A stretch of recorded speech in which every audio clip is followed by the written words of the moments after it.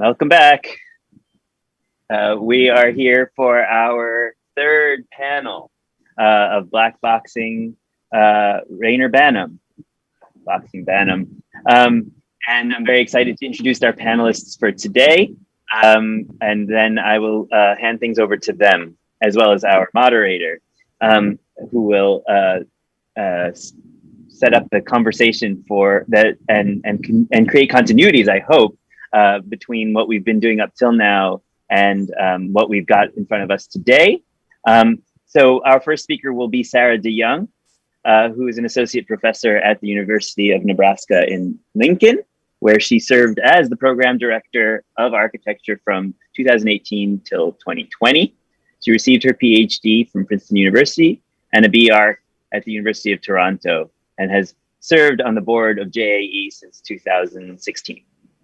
Our next presenter will be Joe Day, who is an architect officially and critic based in Los Angeles. Day leads Deegan-Day Design and Architecture and teaches at the Southern California Institute of Architecture, SCI-Arc. He is the author of Corrections and Collections, a full-length monograph, but also the foreword to the latest edition, I'm sure you've all noticed, of Reyner Banham's Los Angeles Architecture of Four Ecologies. Our third speaker will be Whitney Moon, assistant professor of architecture at the University of Wisconsin at Milwaukee, where she teaches history, theory, and design. Moon examines architectural objects, installations, performances, and exhibitions and their relationship to the social, political, economic, and environmental conditions that shape them. And she has a forthcoming book, I hope, that you should all keep your eyes peeled for, which is a collection of essays about the rise and fall of pneumatic architecture in the 60s and 70s, entitled "Who Let the Air Out?" And of course, very importantly for our moderator today, the return of Dr. Dora Epstein Jones, who is a PhD and a theorist of architecture culture, mainly focuses on the discipline of architecture, but also includes interrogations of the discipline's boundaries and its operations through examinations of such things as tectonics, practice, pedagogy, as well as dance, as a general external concern, such as well as generally external. What are perceived to be external concerns is gender, sex, mobility, and criticality. So thank you so much for our panelists joining us here today, and I'm very much looking forward to the conversation after. For those of you who are watching on your YouTube live stream, we will be watching your commentary and hopefully addressing your questions in the chat. But for those of you who are watching asynchronously, if you're not in our time zone, or if this is your lunch hour, as it is mine, please do write comments in the YouTube comments section so that we can address those comments in the wrap-up, which will be happening on Saturday. And that's our final panel and our closing remarks by yours truly, as well as interlocutors from previous panels, moderators included. So enjoy.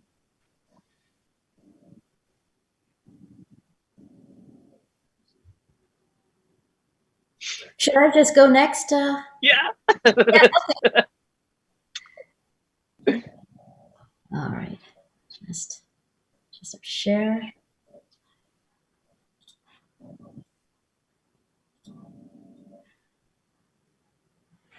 Okay.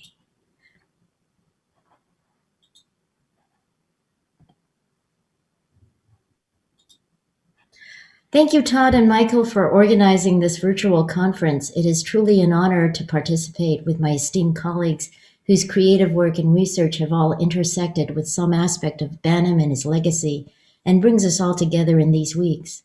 My presentation is based on the research I did for my dissertation at Princeton, which I wrote between 2003 and 2006. Bits of it were published in the MoMA catalogue, The Changing of the Avant-Garde, in 2002 in an essay titled The Rise and Fall of the Megastructure. In 1974, 2 years before his book was published, Reyner Banham gave a lecture on the megastructure at the ArtNet, a public forum in London, organized by Peter Cook. At the ArtNet, Banham posed a pressing question to his audience. Sitting on deck chairs were close colleagues Cedric Price and the Archigram Group, all of whom were central to the subject he was investigating.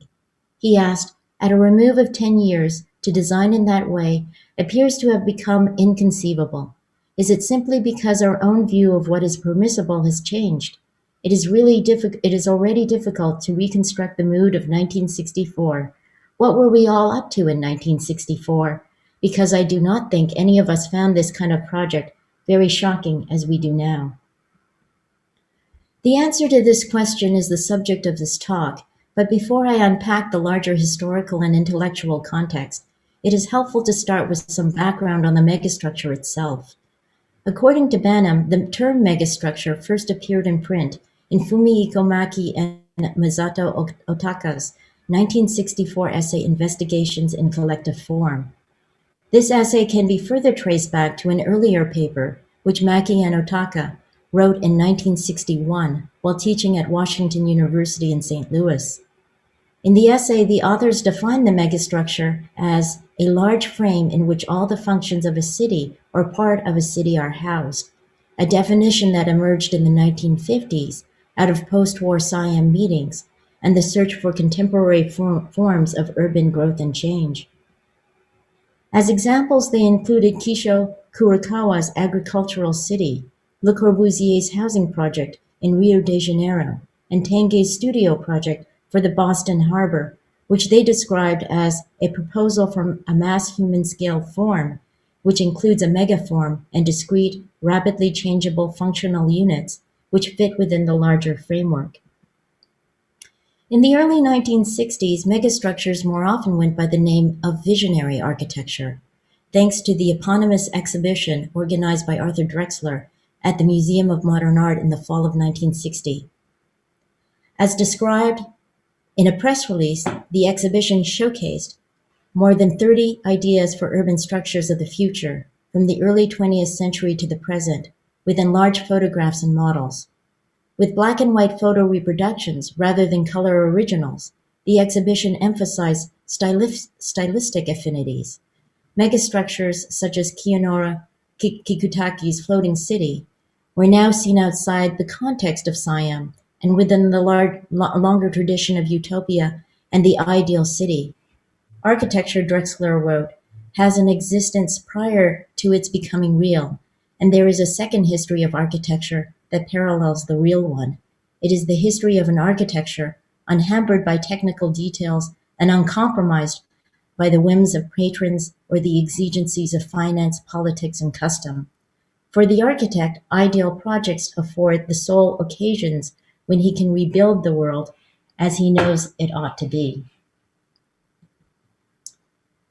In addition to assembling the latest megastructures under a new rubric, the MoMA exhibition also launched the careers of young architects, notably Michael Webb, then a student at the Regent Street Polytechnic in London, now the University of Westminster. Webb is best known as a member of the Archigram group founded in 1961, but in 1960 he was not well known and was plucked from obscurity quite by chance. As Webb himself tells the story, Drexler had come across his name when Sir Nicholas Pevsner happened to mention his fourth-year student project in a BBC radio broadcast, The Wreath Lectures. Pevsner disliked Webb's project for a Furniture Manufacturers Association building and compared it to a plate of bowels. For Drexler, however, it was further evidence of a renewed interest in the utopian project of the modern avant-garde, expressionism and the biomorphic forms of Kiesler and Solari, an interest Webb and his Archigram colleagues would then christen Bowelism. The projects exhibited at MoMA were republished in a special theme issue of L'Architecture d'aujourd'hui in June 1962 on Architecture Fantastique, edited by André Bloch. Its pages showcased many more megastructures than those exhibited at MoMA, including La Ville Spatiale, or Spatial City, by the Hungarian-French architect and theorist Jona Friedman, who had first presented his ideas for a mobile city at Siam 10 in 1956. Friedman was a founding member of GM, established in 1958 by Friedman, Eckhard Schultz-Felix, Frey Otto, Paul Maymont, and Constant Neuenhaus. In 1964, Archigram dedicated an entire issue to the megastructure, and projects in Architecture Fantastique reappeared in Archigram 5 on the Metropolis, alongside Peter Cook's Plug-in City and Warren Chalk's Walking City, among other classic Archigram projects. In Megastructure, Banham locates the movement's high point to 1964 and attributes subsequent years to their building and demise. He calls Expo 67 in Montreal megacity, and new towns like the Biker redevelopment by Ralph Erskine and university campuses as illustrations of mega decadence. For these projects were designed and built after the student uprisings of May 68. As Banham explained, the tide of acceptance among megastructuralists themselves began to change in 1968, when the left finally began to mount cogent criticism of the megastructure. What you see on the right is an announcement in Casabella, 1972, for a seminar by Reyner Banham. The title of the talk was "The Megastructure is Dead, hence the time has come to write its history." Specifically, dissident students had stormed the grounds of the Palazzo dell'Arte in Milan on May 30th to protest the 14th Milan Triennale. Organized by Team 10 member Giancarlo De Carlo on the problem of urban growth, the Triennale was entitled The Greater Number and recalled the theme of Siam 10 in Dubrovnik in 1956, Habitat for the Greater Number. Although many of the participants were sympathetic with the left-wing causes of the protesters, some withdrew their submissions, and others, namely Archizum and UFO, staged their own ideological and Marxist critiques. On the right is UFO's installation, displaying photographs of students demonstrating with inflatable agitprops. As reported by Jean-Louis Violot in his interview with Utopie in the book The Inflatable Moment, during the events of May 68, student radicals satirized visionary architecture with slogans like, "Are we fighting for inflatables?" On the right, you see an inflatable tensile structure by the French group Utopie, and it's not hard to see the humor in this image. Here, the inflatable symbolized, by virtue of its very form, the paradoxical fullness, emptiness of utopia as both good place and no place. This critique culminated at a symposium held in Turin in April 1969 called Utopia and/or Revolution, organized by junior faculty at the School of Architecture in Turin.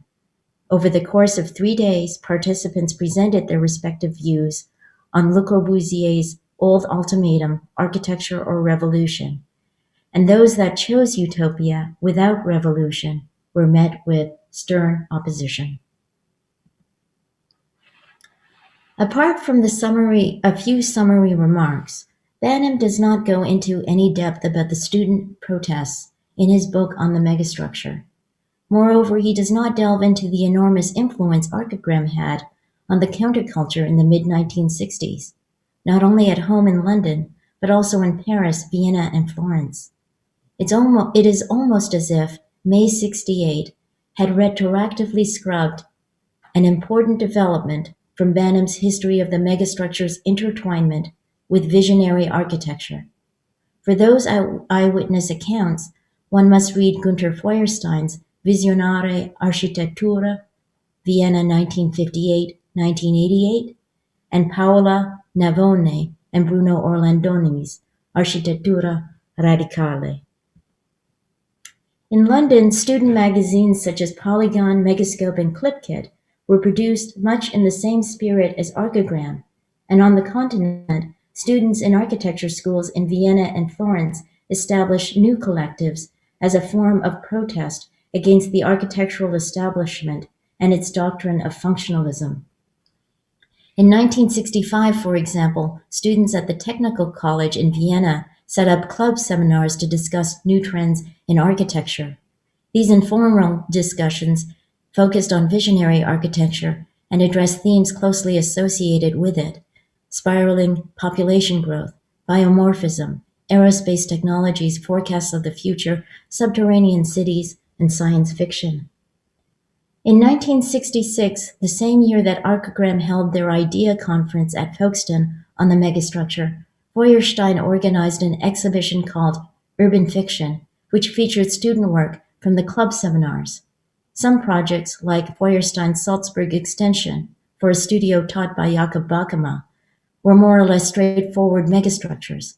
Others, such as Lord Ortner's L47 Stadt, recalled the projects in Amazing Archigram. In his City for a Million People, Ortner speculated that we would soon live in biomorphic towers that looked like offshore oil rigs and fly from building to building with rocket-powered flying belts.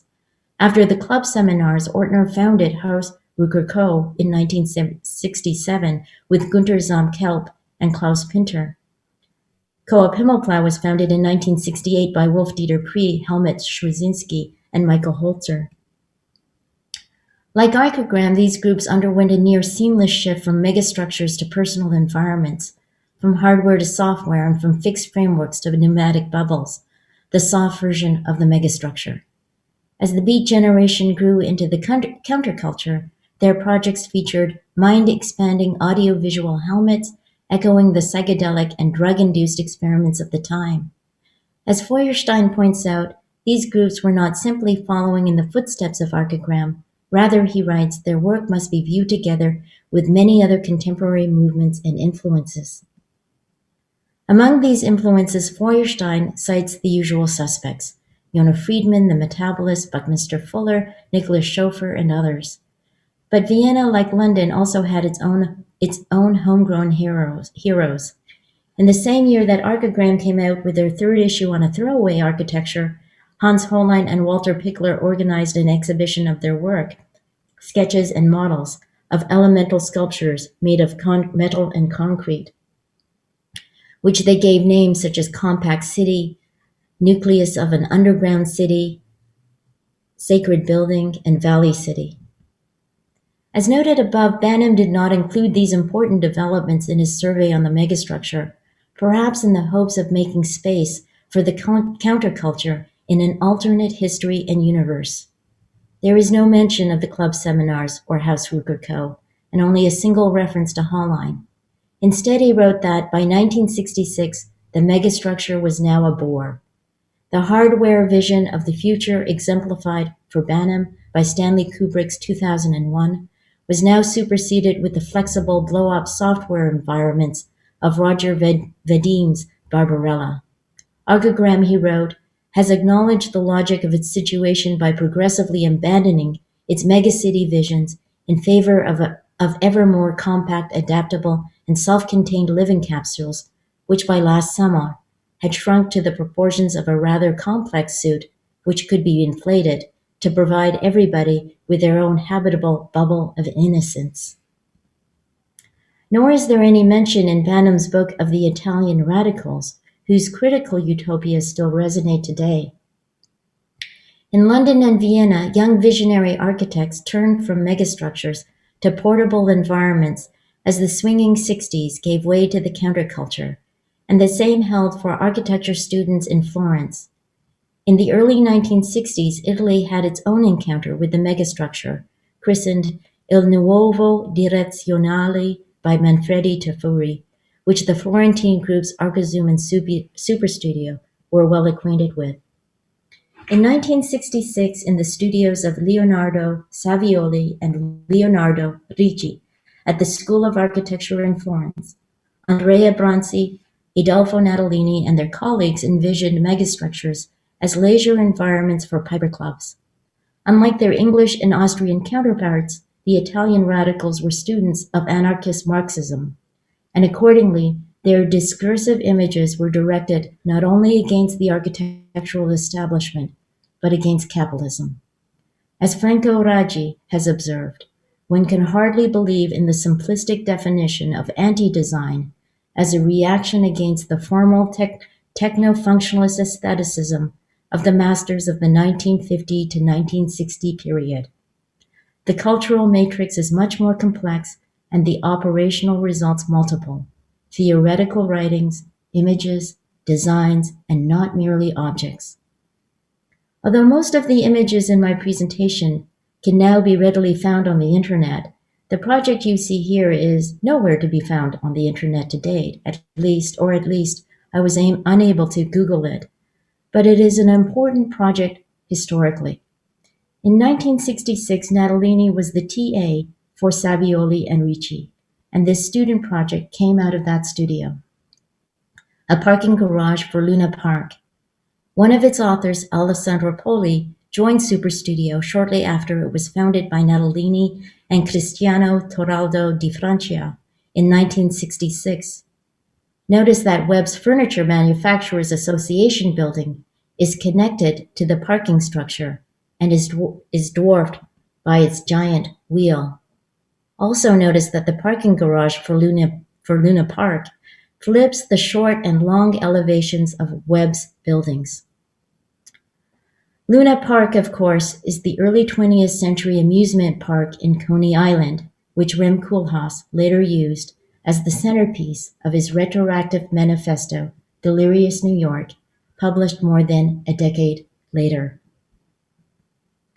Beginning in 1969, Arkazoom and Superstudio published the first installment of a series of ideological critiques. These essays use the megastructure as a vehicle for a Marxist critique of capitalism aimed at the destruction of the object. Here the strategy recalled Marx's analysis of the commodity fetish as an object that revealed its own inherent contradictions. Between 1969 and 1970, Superstudio wrote, "We have elaborated on a discourse at the limit of the possibilities of architecture as a critical method. We began to systematically make demonstrations per absurdum. We have produced an architecture of total urbanization."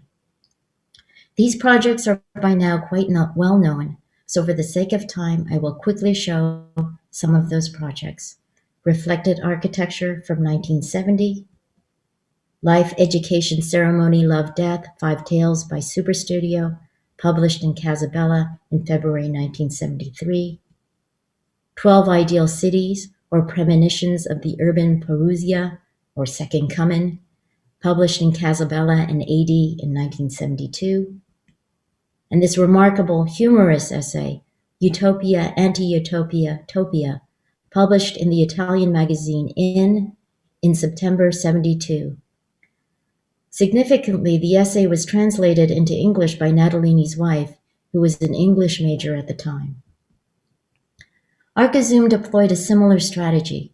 In their 1968 project for empty rooms and gazebos, they made a series of objects that were unconventional hybrids of capitalism and colonialism, playing on the contamination of different cultures to achieve acid effects, the Afro-Tyrolese or the Egypto-American at the Center for Eclectic Conspiracy at the Milan Triennale. Between 1969 and 1971, they pushed to an extreme the quantitative logic of capital. In contradistinction to Archigram's instant city, Branci wrote in the hothouse Italian New Wave design, "Such an urban model was not meant to represent the alternative to present reality, or even an alternative lifestyle, but present reality at a new level of critical awareness. There is no urbanistic theory of class, but only a class critique of urbanistic theory." This is another great project that I really love for its incisive humor. The Imperial Sofa. To those who can afford this beautiful object, we are clearly meant to feel uncomfortable about our deepest colonial desires. It is in the context of the history of the megastructure's intertwinement with visionary architecture and its confrontation with May 68 that one understands these remarkable projects by the Italian radicals. I'd like to end this series with Ettore Satsas's discursive essay, The Planet as Festival. Here one should note Satsas's interest in Allen Ginsberg and Eastern philosophies as an alternative to Western ideology. These projects also speak to a venerable tradition in art and literature, the satire. Moving backwards in time, we have J.J. Granville, who constructed fanciful interpretations of the first consumer objects and of our reveries for other worlds.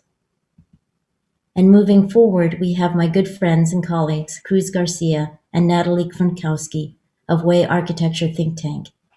In their recent book on narrative architecture, A Kinnical Manifesto, they retell the genealogy of visionary architecture in the 1960s and 70s from the point of view of the Kinnick, drawing on the writings of Peter Sloterdijk in his critique of cynical reason.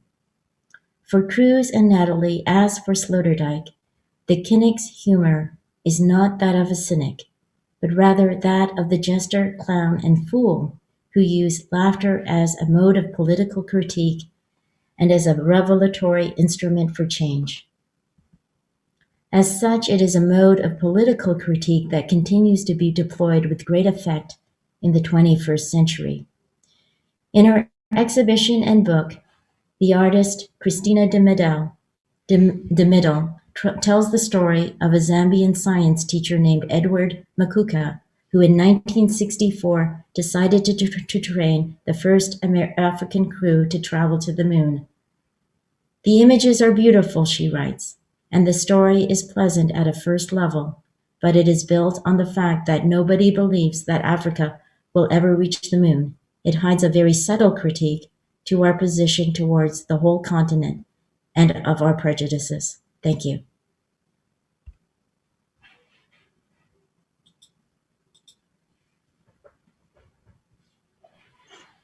Thank you, Sarah. I will share mine.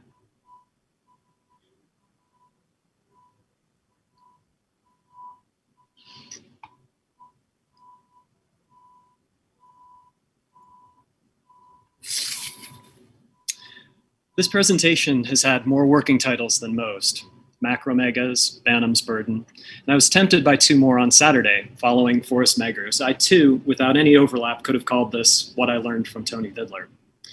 Perhaps even more apropos is Claire Zimmerman's sharp lament that architectural education risks becoming, quote, a mythical, erratic bullshit thing about art. That is indeed where I live and where I'm headed after some city talk. While I hope this isn't simply, to borrow Michael's formulation, a story told by a designer to historians, excluding fact-based discourse, my brief is aesthetic and operational, not to sidestep formalism and its associate evils, but to improve, to make more precise and more timely the contemporary dialogue between art and architecture. Which is to say, I'm not here to weigh Banham, but to harness him for a brief transdisciplinary trek. The reissue of Banham's Megastructure is a paleontologist's fantasy, not unlike the discovery of a herd of woolly mammoths encased entirely in ice, frozen mid-stride. Though the gains for science are clear through their clouded, frigid shroud, must we disturb such beasts? Will thawing out these creatures destroy them, or as in Jurassic Park, spell our own doom? An easy answer is that these megafauna still roam, to our benefit and detriment, and have multiplied apace. What else is one to term, for example, all of the vast airport expansions and diversifications of the last 3 decades, or the transit hubs since OMA's signal reconfiguration of Lille, or their more recent scheme for Halle? Indeed, in his art forum obit for Robert Venturi, Frederick Jameson saw just such proliferation and broadened the scope of megastructure to include, quote, the kind of architecture the field seems to strive for in an era of congestion and overpopulation. The transformation of the individual artifact, the building, into the whole city in its own right. A microcosm that seeks to match its macrocosm point by point.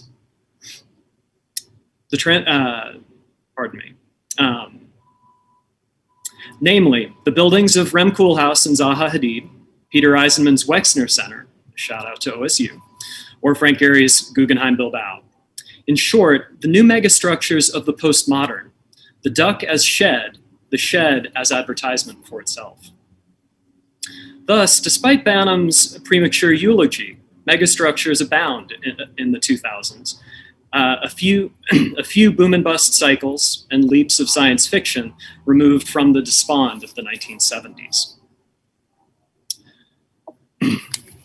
When I received my new copy, I was struck by an omission.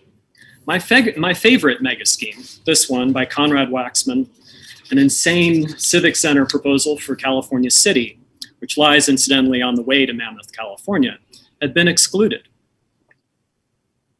That scheme was the first of a few to think bigly, if not wisely, about that tiny hamlet's future. A clever quaintscape scheme by Venturi Scott Brown followed Waxman's in the early 70s, which was recently revisited by Shen and Starkey under Professors Levin and Osmond here. While an actual megastructure rose there in the late 90s, a vast private prison built on spec by Corrections Corp of America. That facility has played a stopgap role in our state's and in fact our nation's waxing and waning enthusiasm for mass incarceration. Vacant for almost a decade after its completion, it has since been rented out for ICE detention and more recently by the California Department of Corrections under consent decree to ease overcrowding in all of these megastructures, the 32 California state prison campuses. It dawned on me then that my interests lie less in Banham's paleo-Babylons, nor in the sleek megas of postmodernism, but in a febrile subspecies, the megastructures of postminimalism. To find those, I'd need to pivot now from megastructures plural to megastructure singular. As has been pointed out a few times this week, both Megastructure and Colin Rowe's Mathematics of the Ideal Villa were published in 1976, 5 years after Banham's Los Angeles and 2 years before Rowe's Collage City. If Architecture of the Well-Tempered Environment, whose two very different editions bracketed the 1970s, show Banham at his most Machiavellian, deft, and anti-clerical, and I have to say I was impressed by just how much his ends and means are still open to debate. Pardon me. God, I really need to stay on text. The Megastructures is his Hobbesian Leviathan. Between 1971 and 76, both Rowe and Banham, near exact contemporaries, achieved the apogee of success on their chosen terms. With Reyner Banham Loves LA, our subject became a celebrity. With his introduction to five architects, Rowe owned his role as kingmaker. According to Robert Maxwell, and this, I was going to hold up a Vidler victory for every time I ought to be citing Anthony Vidler. But according to Robert Maxwell, Rowe and Banham became in that moment the poles of debate and the horns of a dilemma. Most architects resolved this dilemma by ceding formal generation to Rowe and empirical observation to Banham, ignoring their rhetorical, if not precisely methodological similarities.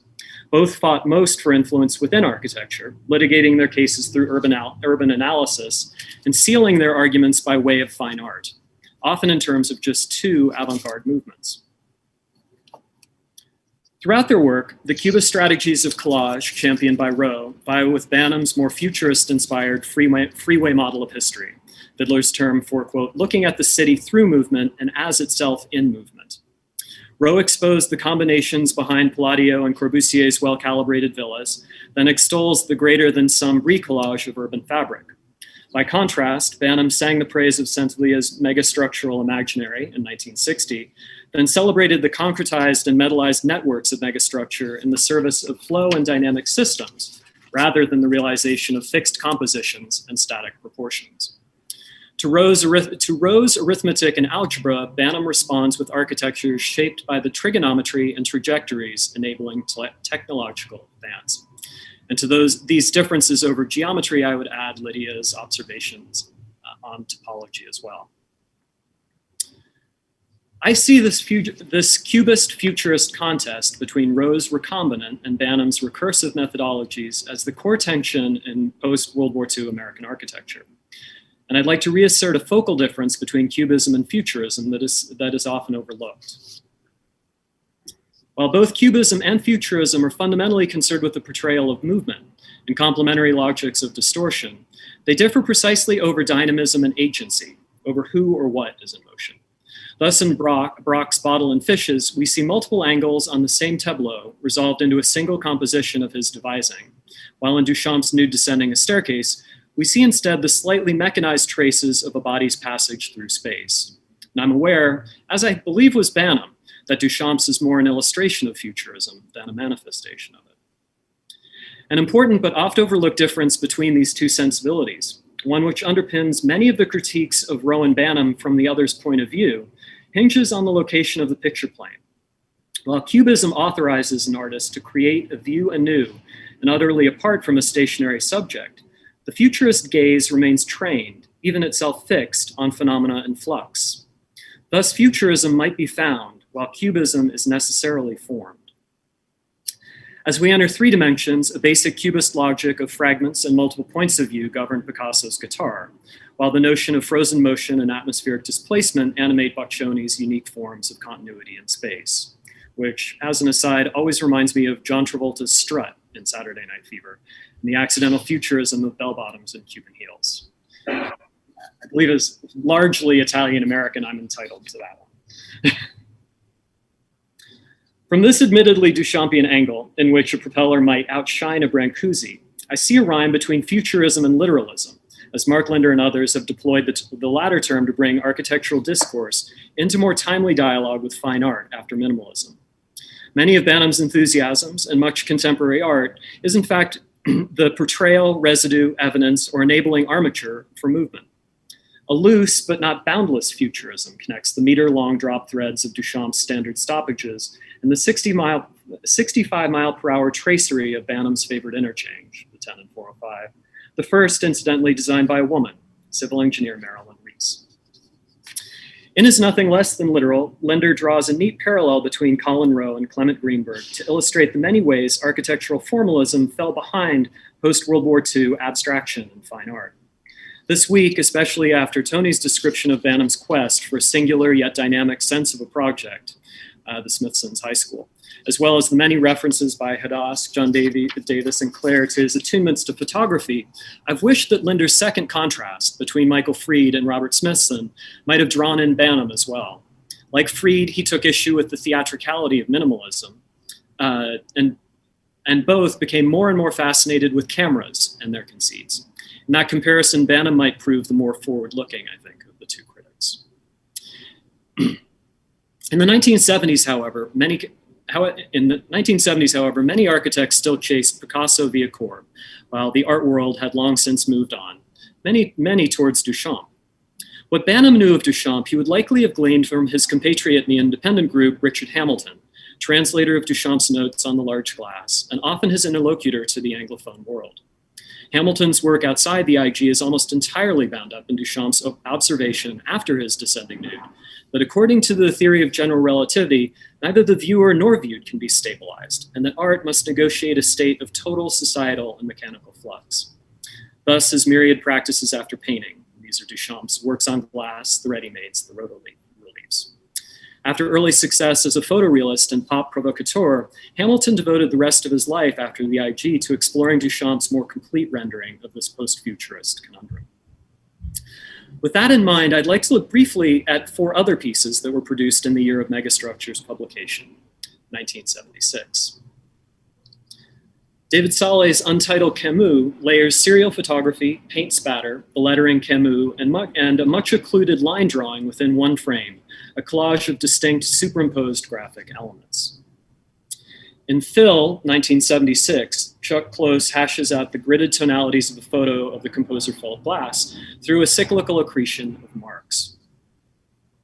That year, Namjoon Paik, the oldest of these 4 artists, built an assemblage in the shape of a cello out of television screens encased in acrylic boxes, reprising some of his earlier works and emphasizing, in a rather Venturian way, the audio aspect of the new media art he pioneered. And finally, Chris Burden. Chris Burden produced the last of 4 self-extolling television advertisements, a 30-second spot in which the most recognized artist names of all time, he consulted a poll, emerged Star Wars style before his own. Leonardo da Vinci, Michelangelo, Rembrandt, Vincent van Gogh, Pablo Picasso, Chris Burden, Leonardo da Vinci.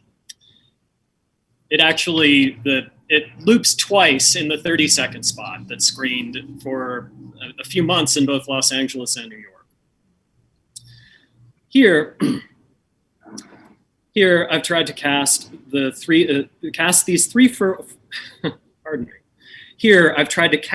these four works in terms of Banham row and one another.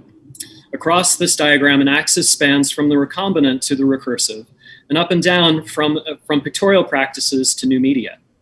This quad seeks to portray the elemental rivalry between Rowe and Banham, but also to capture the flavor of the 70s art world, in which the pristine objects of minimalism were giving way to video art and the resurgence of pictures and quite a few other things. Rowe's post-cubist push for collage and assemblage would bias to the west by northwest in this diagram.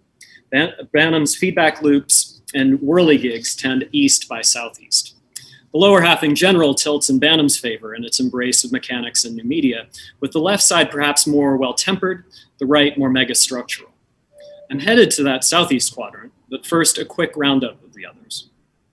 If this quad gives us a cultural terrain of representation opening up in the mid-70s, its value almost 50 years hence lies at its outer horizons. Across the pictorial upper half of this diagram, the tension between Rowe's recombinance and Banham's recursion has evolved into a new arms race between methods favoring, on the one hand, superimposition, in which imagery and information are seen in suspension or collapsed into a single picture plane, and on the other hand, a more pointillist conception of the datascape, in which XYZ and CMYK designations are aggregated and sculpted to new ends.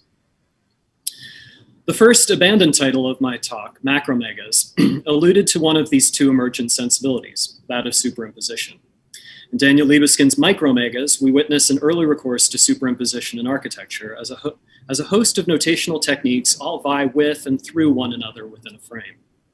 The Micromegas are a more categorical update of collage than were the contemporary palimpsests of Eisenman or the assemblages of Gehry. Though obviously there are much larger themes in play, the Jewish Museum in Berlin remains Libeskind's masterwork, at least in part because of how it stages the passage of one geometry through another, an exercise superimposed in turn on the civic and historical support of that city. The more recent urban conjectures of Julie Muratu, and this is a piece entitled Cairo, reflect best the state of this art for architecture now. Skein upon skein of urban information and notation, sometimes a mist and at others a tornado of information becoming space. Importantly, however, the artists and architects operating through superimposition still accumulate their worlds. They build, as did the collage and recollagists of the 20th century, works of semiotic excess, perhaps, but still within an aesthetics of initial scarcity, a blank canvas, or increasingly a newly opened file. At the other extreme of contemporary digital conjecture are the heirs to Chuck Close. In Phil 1976 and many related portraits, Close established a matrix of recursive pixelated cells in which ambiguities between whole and part are systematically eliminated.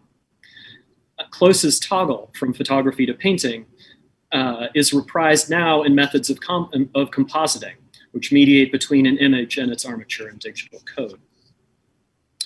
For many 21st century practitioners, a surfeit of data pervades all circumstances, requiring no new generative gambit, but instead an acute, more editorial logic of information deployment.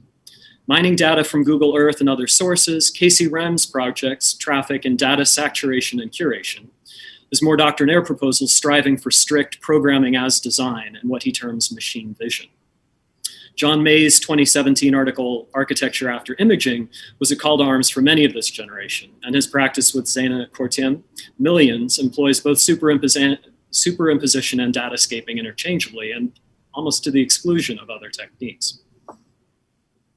Just as post-orthographic signaling practices also correspond to the post-orthographic signaling practices also correspond to the aesthetic investigations of Namjoon Paik, insofar as actual devices and data reduced to a 2 or 3D array of bits or pixels are together the means and the media for these explorations. Casting their lot with Paik, but hedging a bit with Saleh as well, Peter Testa and Devin Weisler develop complex games within a tableau of drawing, milling, lighting, and camera work, performed by robots. Their source material is an encyclopedia of types and gizmos cribbed from James Stirling. All of these superimpositional and datascape practices fit our times in their diverse but related indeterminacy. They obscure rather than sharpen the contrast between parts and whole. They aspire to be more ambient and legible. They provide a sensory, if still principally visual, overload at or beyond the envelope of human cognition.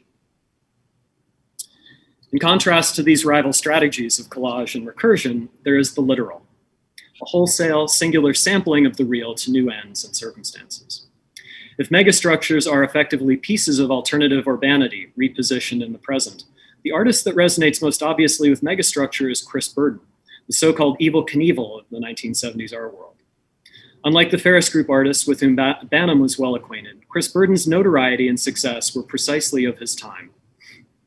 Burden's first well-known work, Shoot, in which the artist's arm serves as an indexical medium, if not precisely a canvas, for a bullet passing through it when he asked a friend to shoot him with a rifle, was staged in 1971, just as Los Angeles, Architecture of the Four Ecologies, was going to press. Between then and 1976, Burden focused much of his energy on television, producing the 4 ads I mentioned that ran extensively and self-financed in New York and Los Angeles. But just as Banham moved away from the discussion of cities and buildings that shaped his reputation to explore industrial and Western landscapes, Burden eventually looked beyond himself, his legitimacy as an artist, his body as medium, to produce works of broad societal and civic resonance. By the early 90s, Burden was using computational recursion not to learn which artists were better known than he, but to generate missing names for his other Vietnam War memorial, which is not actually to say that his adolescence ended just then. Most critically for an assessment of megastructure, Burden's later work, especially after 2000, confronted megascale urbanism and infrastructure in the form of microcosmic recreation. His erector set bridges, miniature but still occupiable towers, and especially his metropolis, composed of toy cityscapes, further erector set infrastructure, and miles of matchbox car racetrack.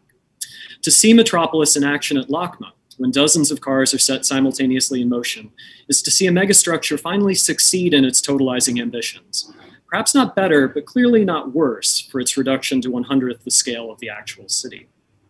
Stepping out of Metropolis into Burden's wildly popular urban lights, one senses that Banham passed his baton of urban and architectonic speculation not to a fellow historian or to willing architects, but to a brilliant taciturn artist who arrived in Los Angeles just as Banham had to leave.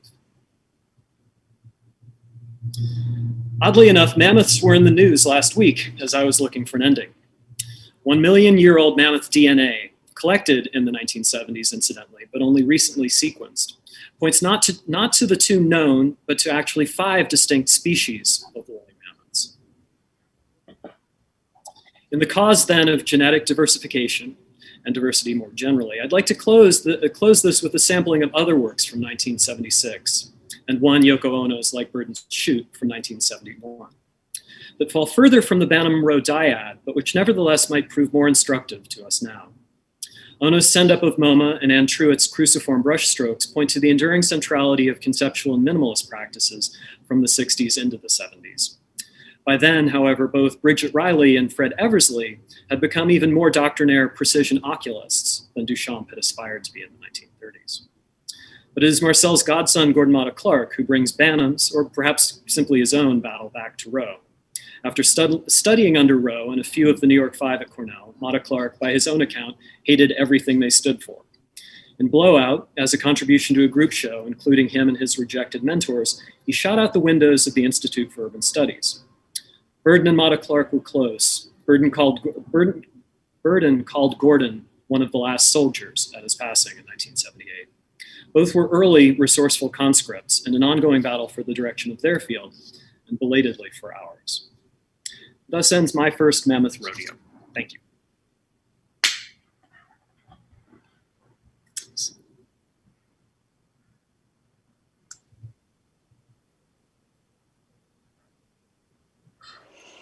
All right, thank you so much, Joe and Sarah. Let me go ahead and share my screen.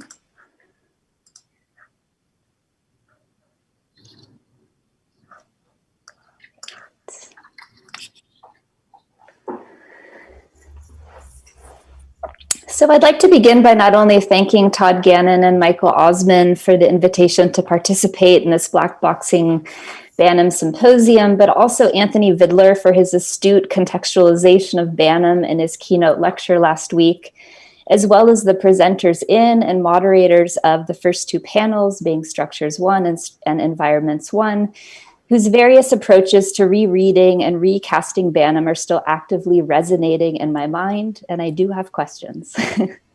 Although it's unfortunate that we can't all physically be in the same room, I appreciate the capacity of this conference to be broadcasted both synchronously and asynchronously to anyone, anywhere, anytime. Thank you for tuning in, and I look forward to continuing the unpacking of Banham this afternoon with Sarah, Joe, Dora, Michael, and Todd. The angle that I'll be deploying today to reassess Banham and his proverbial black box is a more oblique approach, one that examines Banham's fascination with clear spheres, translucent domes, or the allure of crack-allure. That is, rather than tackling Banham's A Black Box, A Secret Profession of Architecture essay head-on, which he penned on his deathbed in 1988, I'd like to redirect our attention to a somewhat familiar yet lesser-known preoccupation of Banham's, the windbag, otherwise known as inflatables, pneumatics, air structures, air-supported enclosures, etc. By now, the environment bubble has become a ubiquitous image. But what is this project exactly? What was Reyner Banham's relationship to pneumatics? Was he an advocate for or against them? Or was his position one of intentional ambivalence? Today, I will argue how the bubble for Banham operated as a lure. That is, I'll explore how he deploys the windbag as a means to not only examine both the possibilities and limitations of pneumatic architecture, but to turn our attention towards something else altogether. That is, for Banham, was it about air structures or the structuring of air? In this presentation, I'll walk you through how Banham explored pneumatics as both a do-it-yourself endeavor, or DIY endeavor, and also as a serious architectural endeavor at the scale and complexity of a building. Specifically, we will examine 3 writings by Banham in and around the subject of pneumatic architecture. The first, A Home is Not a House, published in Art in America in 1965, wherein the environment bubble makes its debut in what I refer to as an architectural lure. The second, Monumental Windbags, published in New Society in 1968, and what was likely the first piece of architectural criticism towards this construction type, in which Banham celebrates the DIY pneumatic or the allure of crack-allure. And the third, The Architecture of the Well-Tempered Environment, first published in 1969, and specifically Chapter 12, A Range of Methods, wherein Banham explores and seemingly applauds air structures as a viable alternative to conventional modes of construction. What I'll be unpacking in this presentation is specifically how Banham deploys the inflatable in each one of these 3 instances as both an architectural possibility and question. In his 1965 essay, A Home is Not a House, Banham proposed the environment bubble, a domesticated utopia equipped with modern amenities. As illustrated by Francois Dallegray, air conditioning systems inflated a transparent plastic dome and could be sited anywhere, even on a rock. A mobile bachelor pad with mechanical servicing, the quote-unquote standard of living package, featured the latest in environmental controls and electronic entertainment, or what Banham refers to as, quote, the junk that keeps the pad swinging, end quote. A radical and anti-monumental prototype for rethinking architecture's relationship to technology, humans, and the environment, this standard of living package featured a deployable pneumatic membrane which, according to Banham, operated as, quote, some sort of an umbrella for emergencies, end quote. Yet this pneumatic enclosure, described by Banham as a, quote, plastic dome inflated by conditioned air, blown out by the package itself, end quote, was surprisingly illustrated by Dallegray in a suite of 6 India ink drawings on translucent film as anything but a flimsy and barely there membrane. In lieu of the expected very thin double line, which in section would suggest a polyethylene film of a few millimeters in thickness, here the proposed inflatable envelope is of substantial and variable thickness. If it weren't for the accompanying text and image captions clarifying its status as an air-inflated transparent plastic dome, Banham and Dallegray's environment bubble appears to be a giant rigid shell comprised of something more akin to injection molded plastic or fiberglass. Or perhaps optimistically borrowing from the pneumatic logic of Victor Lundy and Walter Bird's 1960 Atomic Energy Pavilion, which Banham writes about in both Monumental Windbags and in Architecture of the Well-Tempered Environment, both of which I'll be discussing in more detail shortly, we can see possibly an implied double-walled pneumatic membrane wherein the occupiable space was not in fact inflated with air. An impressive, albeit vague structural diagram, this illustration exudes playfulness if not precarity.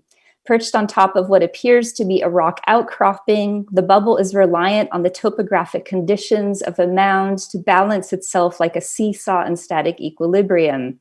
Why be burdened with the complexities of a foundation or anchor supports when a pneumatic structure offers an all-in-one enclosure, blurring the distinction between roof, walls, and floor? But this was 1965, and pneumatics were still relatively untrodden territory for Banham. In the context of the A Home is Not a House essay, Banham was making an argument for a nomadic model of living that transcended the mobile home, displaced the ranch house, and offered in its place a new definition of environmental control without, Banham clarifies, quote, those encumbrances of a permanent dwelling, unquote. Referring to inflatable architecture as quote unquote environmental art, he suggests their then present status as neither building nor structure. In other words, it's not a house, it's not a car, it's an air dome. Banham's original concept of environmental management, whereby architecture asserts itself in the most minimal means possible, is reminiscent of Marc-Antoine Logier's primitive hut. In his 1753 essay, Logier argues for a return to simplicity as a means to achieve architectural perfection. He writes, quote, from now on, it is easy to distinguish between the parts which are essential to the composition of an architectural order and those which have been introduced by necessity or have been added by caprice, end quote. For Logier, what forms the essential in architecture is limited to the column, entablature, and pediment. By way of a back-to-nature philosophy, architecture was to provide only the basic requirements for shelter. Over 200 years later, Banham was asking similar questions about primitive enclosures, but with an emphasis on the relationship between architecture and technology, or what he refers to as quote-unquote shelter performance. What the pneumatic offered, as demonstrated by the environment bubble, was the eradication of Logier's tripartite organization of architecture. In lieu of columns, beams, and a roof, Banham and Dallegray's bubble offered a paradigm shift whereby a barely there membrane could provide all of the structural and environmental properties of a hut. Here, the bubble subverts the hut as an architectural ideal, a new nature defined through the deployment of contemporary materials and mechanical systems. Yet despite Banham's argument for an alternative solution to the modern home, one that realizes the promise of domesticity without the predictability of architecture, the unhouse is here depicted in Dallegray's Anatomy of a Dwelling as anything but a primitive construction. Pointing out its array of modern amenities, Banham writes, quote, with very little exaggeration, this Baroque ensemble of domestic gadgetry epitomizes the intestinal complexity of gracious living. In other words, this is the junk that keeps the pad swinging. The house itself has been omitted from the drawing, but if mechanical services continue to accumulate at this rate, it may be possible to omit the house, in fact, end quote. In this 10-page essay by Banham, Dallegray's Anatomy of a Dwelling illustration appears on page 2, but the pneumatic closure, the environment bubble, doesn't actually appear until page 8, suggesting that the structure itself, indicated by a thick and variable double line, was in fact not the object of focus. By Positing the removal of the house itself, Banham exposes and critiques the American tendency to treat the home as a quote-unquote hollow shell, which is exhaustively and wastefully heated and cooled as a means to mediate between inside and outside. Here, Banham dispenses of architecture's proverbial glass box, and more specifically, Philip Johnson's glass house, and in its place proposes a solution predicated on environmental machinery, whereby the pneumatic enclosure may in fact be unnecessary altogether, or at least most of the time. As these mechanical services continued to accumulate, Banham describes this dream of the unhouse as, quote, PowerPoint homesteading and a paradise garden of appliances, end quote. What we are left with is a form of high-tech Eden whereby Banham makes architecture disappear within environmental technology. 3 years later, Banham once again tackles the subject of pneumatics in what was likely the first piece of architectural criticism towards this construction type. In his 1968 essay, Monumental Windbags, published in New Society, Banham celebrates the DIY pneumatic, or the allure of what he refers to as its, quote, crack allure. He begins the two-page essay with a stock taking of the then contemporary scene of inflatables, ranging from blow-up furniture to advanced research and design endeavors, implicating artists, architects, engineers, and industrial designers. Amidst the mid to late 1960s infatuation with all things air-filled, Banham reminds his readers that they aren't, quote, quite as new as is sometimes made out, end quote. Despite profound achievements in pneumatic inventions in the first half of the 20th century, including Dunlop's tires and F.W. Lanchester's early patents for air-supported buildings, Banham's objective in this essay is to distinguish between high and low pressure construction so as to make an argument for the, quote, apparent do-it-yourself potentialities of inflatable technology, end quote.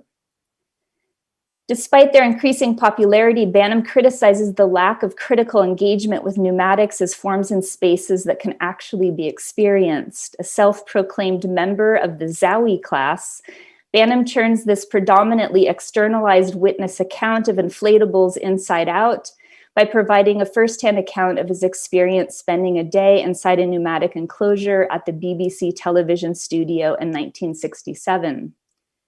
Originally designed by Peter Murray and Tony Gwilliam for Nova magazine, the low-pressure translucent dome exhibited an array of performative qualities that Banham found to be a welcome respite from the formalist tendencies of modernist architecture, or what he refers to as, quote, Platonic abstraction on the wane, end quote.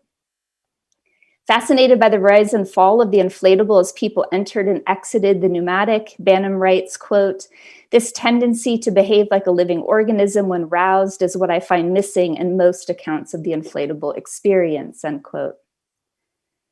Rather than speaking about air structures from the distanced vantage point of a critic, Banham found himself literally trapped inside a bubble. Banham adds, quote, this dome had the general aesthetic virtue of being transparent, qualified by a fine grain of wrinkles caused by wear, age, and constant folding, unfolding, and being lugged around, which had the additional aesthetic virtue of breaking up the rather slick, oily highlights that often appear on cheap plastic goods and gives something of a sparkle under the studio lighting.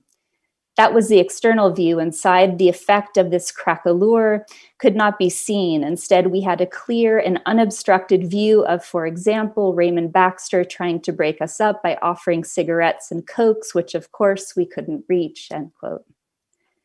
What Banham enjoyed about spending the day inside this bubble was being able to witness how radically different a low-pressure pneumatic enclosure was from an actual building.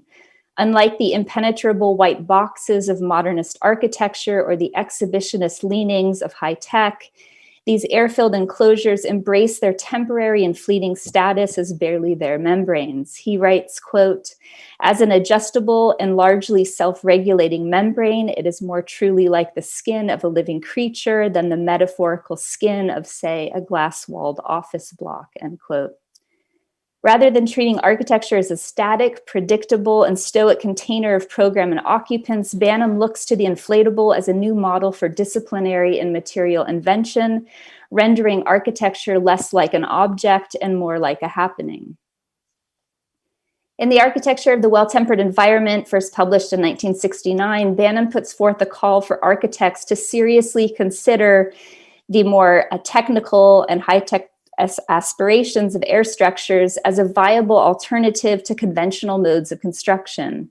This comes as no surprise. In Monumental Windbags, published 1 year earlier, Banham not only directs our architectural attention to the DIY potential of low-pressure inflatables, but also identified the Atomic Energy Pavilion by Victor Lundy and Walter Bird, a 20,000 square foot mobile pneumatic pavilion that had been touring the world for nearly a decade, as, quote, the first great monument of environmental windbaggery.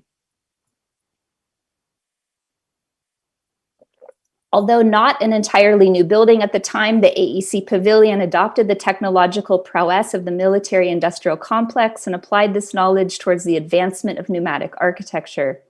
In addition to satisfying a range of specifications put forth by the AEC, including a solution that was portable, safe, and low cost, Lundy's objective was to, quote, make a major breakthrough and exhibit structure design, end quote. This first pneumatic collaboration with Bird demonstrated on a global scale not only the flexibility and economic efficiency of air structures, but likewise celebrated their promise as a new outlet for architectural expression.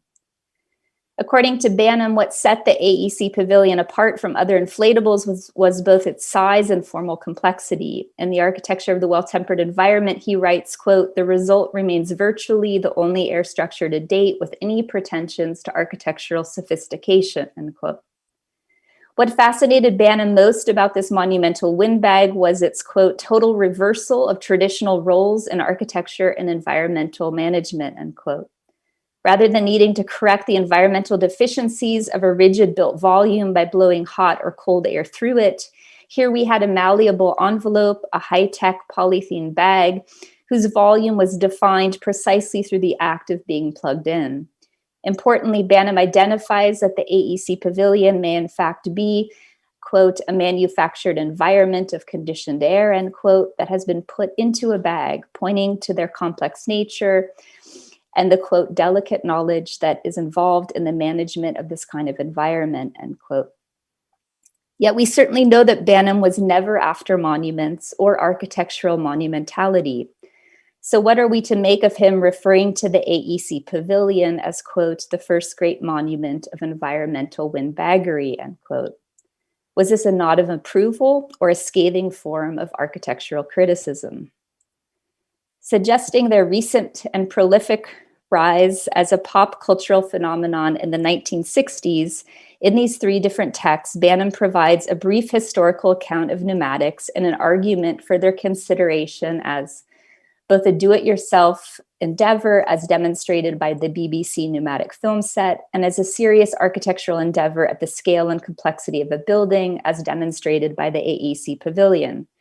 For Banham, the instability of the pneumatic enclosure was its greatest allure, applauding its ephemerality, mobility, affordability, and responsiveness to both users and the environment.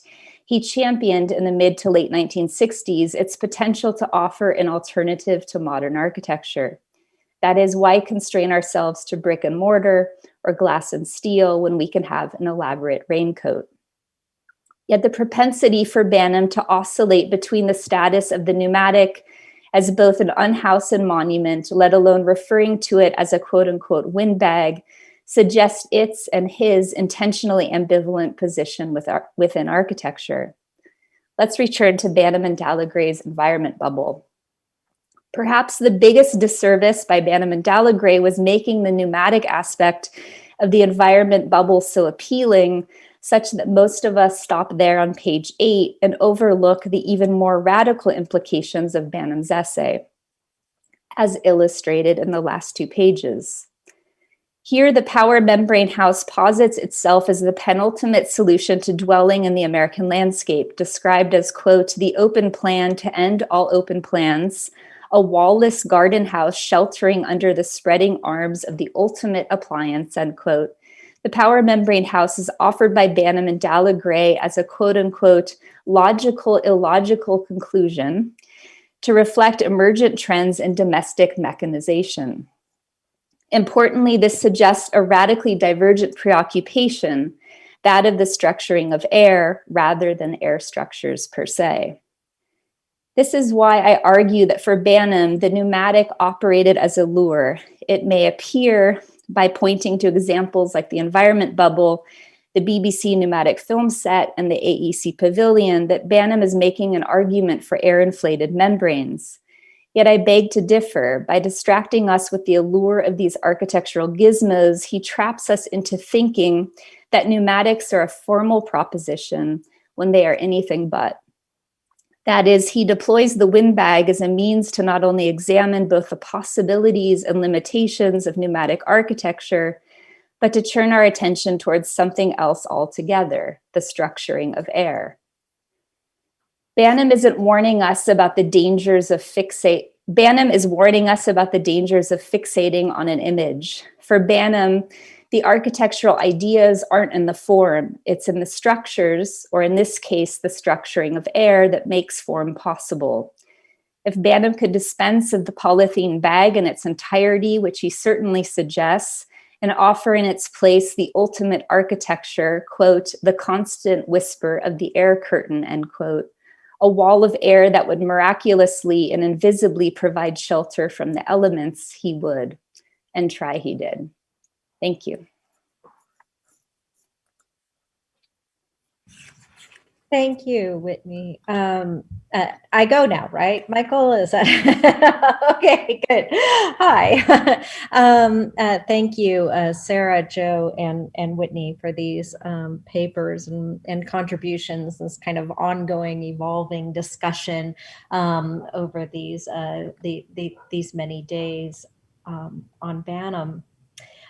Whitney, I keep chuckling over here about windbag because, you know, windbag, of course, not just the literal bag of air, if you will, but also referring to women of a certain age, i.e. my age, who talk too much and it being, you know, a derogative term about windbaggery.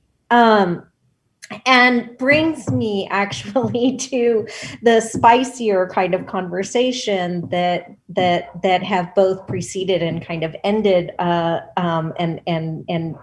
flown through chats and texts and all of these other intermediary. And that was a discussion at the very, very beginning of everything. I don't even think that it was on camera, so to speak, of Vidler being blown away just by how much Banham wrote. And that there is something to contend with here when we talk about Banham, as frustrating as he may be. He was also very prolific, and he had a lot to say about a lot of things for which he was almost always, as Whitney, you say, intentionally ambivalent, which is, you know, sort of my problem with him, is that for all those words, it's never, I never felt like he had a lot of hills to stand on. He just had a lot of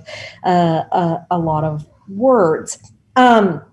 What he clearly was, though, was anti-historicist, which is funny because he's also a historiographer, and to have that simultaneous position is one that I think is continuing to evoke or provoke for us a series of problems. Problems and advantages. One is the way in which, you know, Banham as a writer, as opposed to Rowe, say what Joe Day brought up, as opposed to Rowe, Banham is much, you know, easier. He's, he's going to tell you, oh, here was what I think the near future is, and you know, and I'm going to make you more comfortable with that future, whether we're in bubbles or in megastructures or whatever it is. But the problem is that he's also not just, you know, kind of using historiography to prognosticate, but to also shape. And there's, I think, that's coming up in all three of your papers, and certainly is something that was contended with over the last few sessions.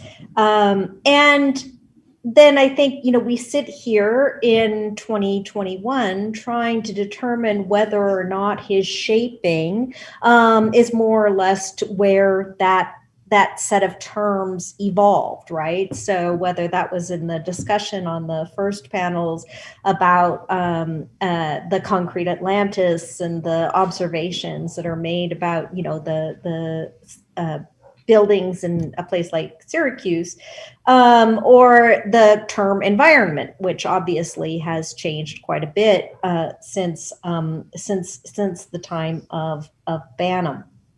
So I have a couple of, maybe nagging questions that come out of this sort of odd placing of Banham and not placing of Banham that we seem to be doing after the fact. Maybe I think what I was writing here is, it's funny, reading Banham to me is always like being in the South. You never know if you're being complimented or criticized, and with the same breath that's often happening. And so I want to pull up here and ask a couple of questions of the panelists here. First, I want to pull up this quote by Banham from Blackboxing, where he says, the point of such stories, and I'm going to extend this to the stories that we're all telling here in various papers. The point of such stories is that they unconsciously reveal not only the fundamental value system on which architects operate, but the narrowness of that system and the unspoken or unspeakable assumptions on which it rests. The unspoken or unspeakable assumptions on which it rests. So, Sarah, I was very interested in your paper in the way in which Banham is being almost used as a kind of a character of a turn that is noticeable from the Beat generation to the counterculture, from a kind of intellectual movement to, a movement of a sort of outright protest, say, and that Banham is being tracked along that, and whether or not architecture's value system, therefore, is also in line with that. I'd like to sort of beg this question. Do you think of this as a discussion of value systems within architectural thinking? That's such a great question, Dora, and I'm glad that you're asking it. I had a chance to have a great conversation with Tony Vidler, and especially now when we're thinking about how we write the past, and also architecture is an interesting kind of field because we have this tradition of historians that are not trying to just tell the truth of the past, but rather actually to shape it. And so, as you had mentioned, as Whitney and Joe have both mentioned, and as previous speakers have mentioned, so it's like the operative critic again. And I think that that role that the operative critic has now, Tafuri meant it in a very derogative sense, but it's so key to our field, I think. And I think that, in terms of, so if I was just to put on my capital H historian hat, I would say that, and I asked Tony this, that Banham himself was not politically, he wasn't a radical in the sense of the Italian radicals. He didn't align with the left and the movements that were going on then. And so that wasn't but he was very, attentive and sympathetic. And then the other question to that then is also Banham nevertheless has had an incredible influence. And I think that, what we take from people like Rowe wasn't particularly political, and Tony has noted that the collage city. I mean, there's like such egregious statements that are made in that book. But then on the other hand, Rowe, and same with Banham, and to Joe's point, we still are, they've said things or opened up, they've opened up doors for us to think about architecture in new ways. And I think that their contribution in that sense, it's like I can still cite, Banham. I don't think that he should be taken off the table, for his, if his values are not exactly aligned with mine, because we're still learning from them. So I would be more of the, because of that projective maybe aspect of architecture. So that's one thing, right? That when I'm listening to Joe Day's presentation, I'm thinking, oh my gosh, yes, that's right. He, I can see how he's opened up architecture so that we talk about landscapes, right? We're no longer talking about shells or, we're talking about data. We can talk about datascapes. I was surprised to hear, and I didn't know this, that Rowe was was it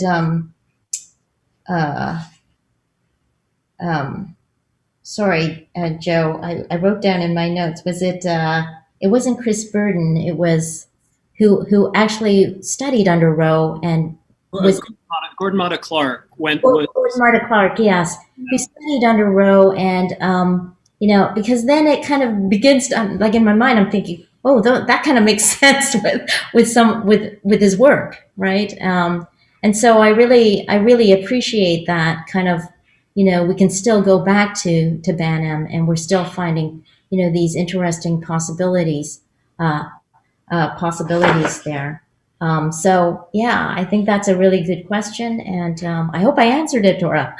Oh yeah, yes, you did. And I want to turn that now to Joe, because I think, Joe, you sort of were tracking the same sort of historical trajectory. I mean, I love the diagram with Rowe's publications at the same, what are the contemporary publications by Rowe, and then that 1972 Banham driving around Los Angeles while Rowe is producing a white book for a museum, right? It's a quite the contrast. But I think that in your discussion, that value system is coming out as visual practices. Is that correct? Is that what you're aiming at? I mean, and I think that it's, he's going more Zowie in that sense, right? I think Dora, and Sarah and Whitney, I so enjoyed your presentations too. I have a question I want to send Sarah's way, but let me try. I do think it is principally visual practices that I was focused on, though frankly in the kind of lower half of my diagram of those four works, things get messy, things get in a positive sense messier and more technological. So that I do think at a certain point, I think the art world actually has embraced some of Banham's technophilia in some pretty signal ways that often do try to kind of defy imaging. To me, that disparity between Rowe and Banham over flat space, over the Cubist collage, and Banham's kind of constant discomfort with the image, do kind of relate back to the whole story. But I think in both cases they have consequences that move beyond the pictorial and the visual almost immediately. I do think, as much as that's a terrain of combat, and I have to say, going back through my presentation, I just did it again, one of the stranger things to me were all the kind of martial metaphors that I'm actually kind of uncomfortable with. That, and the fact that Duchamp just kept cycling through even when I didn't want him to. Well, but you're dealing with the conceptual, and so I mean, it's understandable that Duchamp would do that. But the clear cultural corollaries are there, and they're intriguing. And I'm going to keep sampling back from Whitney's talk to this one here, which is that he's I keep thinking of the 60s terminology of squares, right? You're a square, man, Squaresville, right? Like that kind of thing. And that the Banham row, kind of dichotomy that you're constructing there is also mirroring a similar one where Whitney said very well. She said that that Banham had declared Platonic abstraction on the wane, right? And in a sense had dispensed at that moment with Saul LeWitt and Donald Judd and probably even Stella, right? In favor of this kind of more amorphous. And I think that the term that Whitney, that you brought up in the Zowie class is that, Banham was critical of what was dry and abstract. And it's hard not to think of that, sort of dichotomy or binary, dry and abstract, and Rowe and the white book and all of those things on one side, and on the other side, this floppy bubble that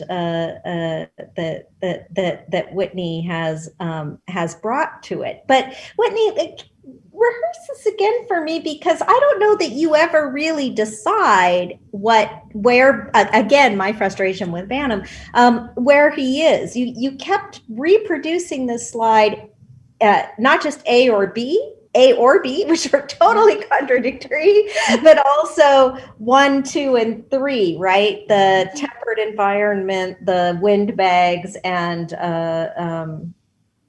I can't remember. I'll think of the number 3. Can you go over that a little bit again for us? Yeah, so setting up this argument of saying how Banham is exploring the Pneumatic project, and I would say it's not so much about establishing a binary argument, but I think he's looking at it as the spectrum from the kind of ultimate, flash in the pan DIY pneumatics. So let's say an example like the BBC television studio pneumatic that he's in, where he's obviously admiring its organic qualities and this kind of whole idea of the craquelure and its instability.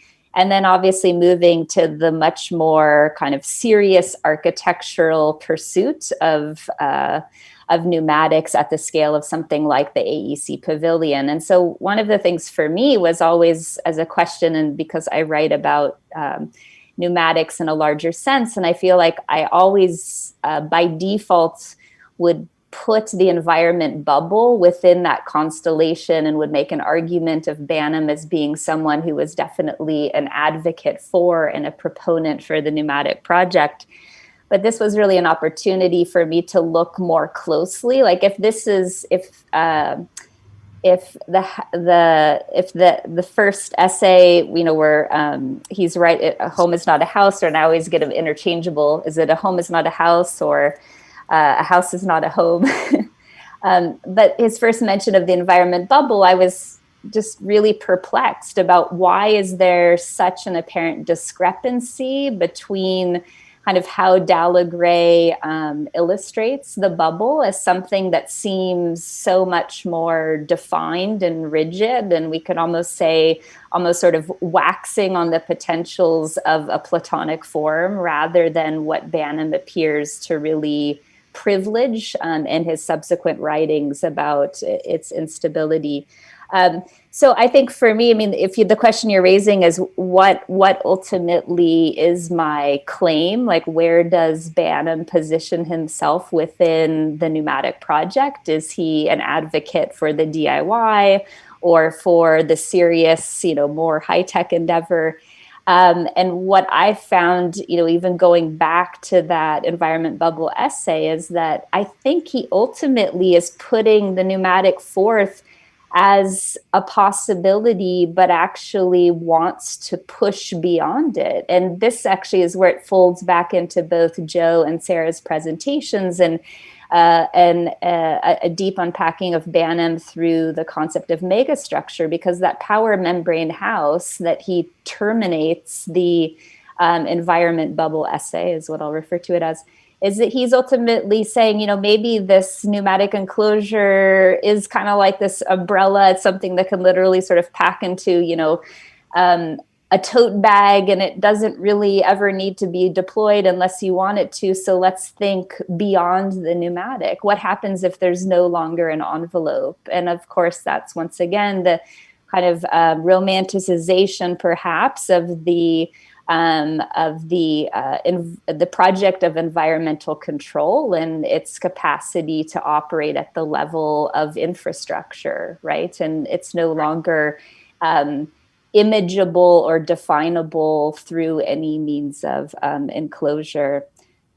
So another thing that I guess I wanted to add too, and I'm a little bit, I almost feel like this is my anecdote perhaps about pneumatics, having both researched them as well as working with them personally. And I think most probably anyone in this proverbial room could attest to, is that pneumatics, even the most simplistic pneumatic, and I'm talking about something like what was in the BBC studio, where we could say this sort of, pneumatics a la ant farm, is that the minute you take a plastic bag and attach it to a fan and get inside of it, one is seduced. And I think that there's a kind of a lure, and this is reinforcing my argument about the pneumatic for Banham being a lure. I think that the minute you get inside of an inflatable, even if it's the most simplistic makeshift DIY inflatable,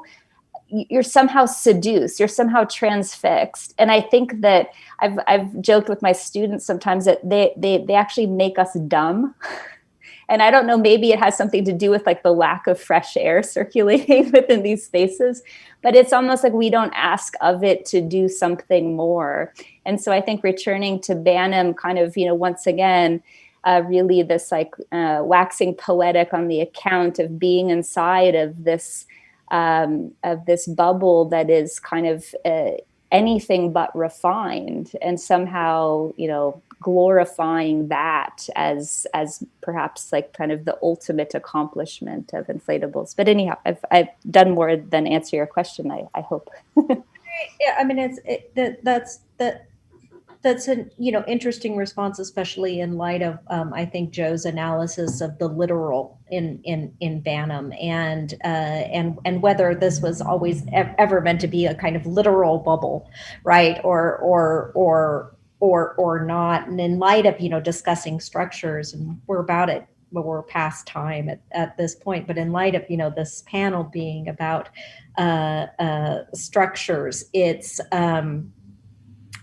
one where we're always going to be completely recursively over and over again asking ourselves whether or not it's literal architectural structures, or is it the structure of architectural conceptualization. And I think that your papers today are definitely hitting on all of that.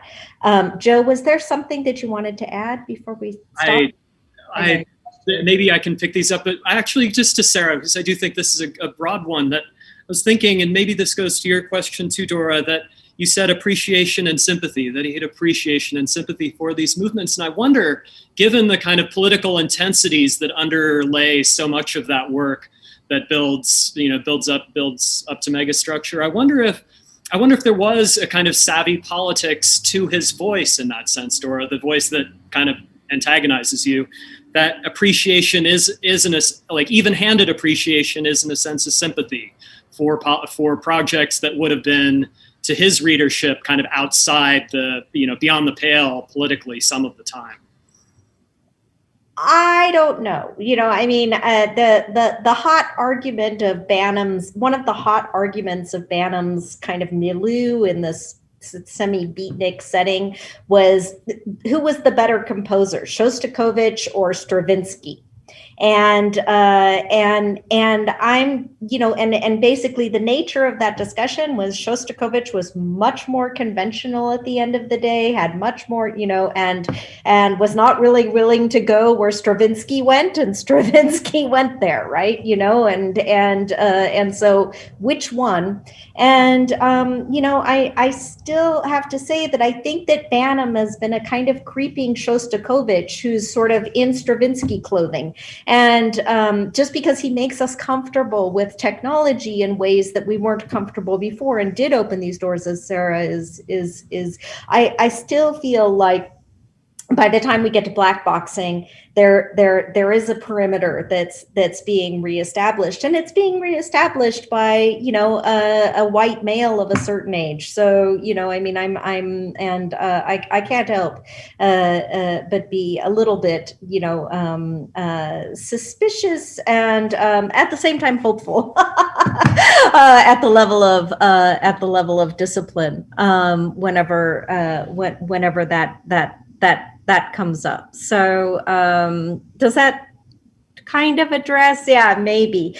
Well, we're way over. So, and I could go on and on and on with my windbaggery. But I want to thank Sarah Deyong for your beautiful paper. Joe Day, you have me, as always, my brain is exploding. Whitney, I'm going to go back. I have to read everything. And I can't thank you enough for such amazing contributions today. And thank you, Todd. Thank you, Michael. I saw Michael had to bounce. Thank you, Todd. It's all yours.